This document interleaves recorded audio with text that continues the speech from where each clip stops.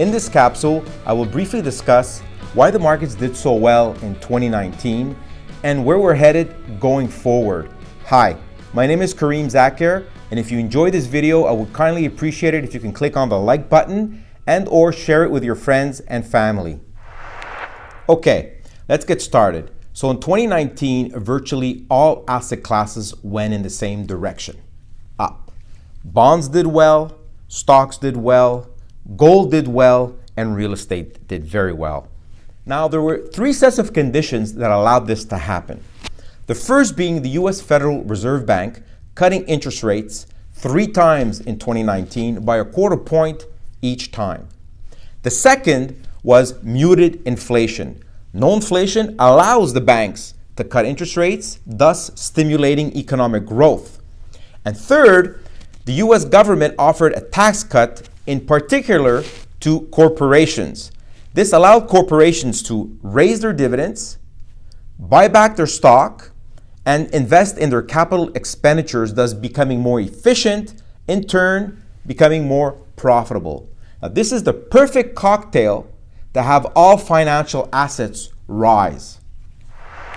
Now the question is, where are we going headed forward? The truth of the matter is nobody really knows with certainty. Investing is not a guessing game. Speculation is.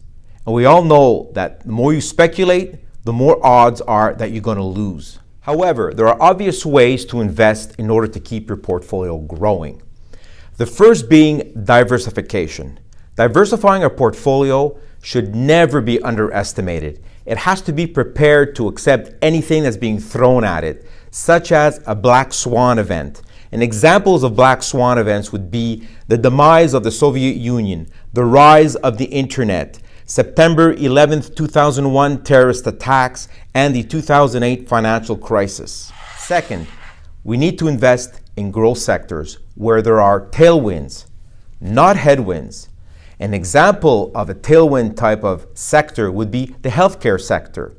By 2030, 25% of the Canadian population will be 65 years and older. Another sector is the digital economy. The digital economy is a tailwind that's not going to stop evolving. It's not an accident that Apple market capitalization is about to eclipse the market value of the entire Australian stock market. Other growing sectors are in automation and robotics, in addition to the climate economy. I mean, if you look at the amount of electric vehicles being sold out there, it's actually very tiny. But when you compare it to the growth rate of the combustion vehicle, it's actually growing at an unprecedented rate to a point where manufacturers cannot keep up with the demand. And it's no surprise that Tesla's market capitalization is larger than Ford and GM's market cap combined. These industry trends will not stop. They will continue to evolve. It is certain that we're going to have bumps along the way, but long term, the tendency of these industries are going to be upwards. Now, on the other side of the spectrum, there's a big headwind coming, and we don't know when it's going to be. It's going to be a black swan for sure, but this headwind that I see coming is debt. The amount of debt countries are incurring. It's unprecedented how much they're borrowing. And when countries start to borrow to this extent in order to satisfy their population, well, it becomes very concerning.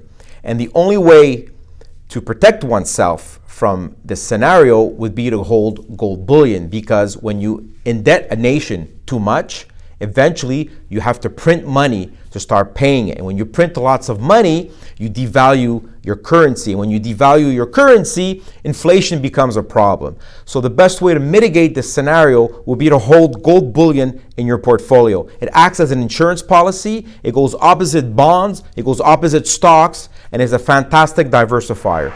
And lastly, I would like to remind all my clients that the deadline for your RSP contribution for 2019 is March 1st, 2020. In addition, the tax-free savings account contribution for 2020 is now $6,000. And it's a great way for people who have a RIF, who don't know what to do with that money, is simply to roll over the RIF proceeds into your TFSA, Or if you have cash sitting in a bank account earning you nothing, put it into your tax-free savings account. It's a great tool. It's been around now for about 10 years, and I would strongly recommend using it if you can. I want to thank you very much for your time. Have a wonderful day and enjoy the year.